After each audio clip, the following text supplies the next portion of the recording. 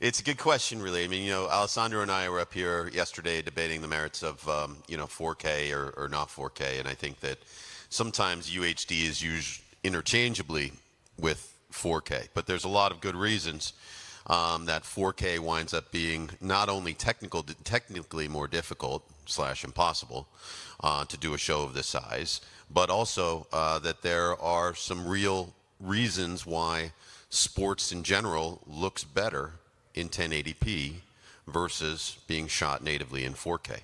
If we're talking about 60 frames a second. If we are, which we are.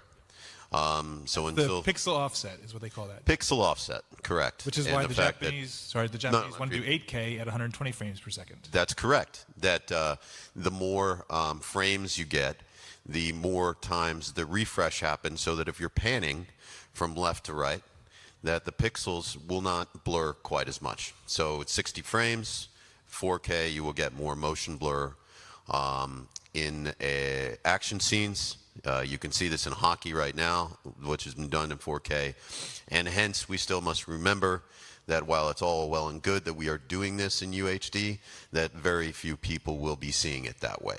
And we do need to serve the greater audience of 100+ million people domestically and make sure that the experience is good for them.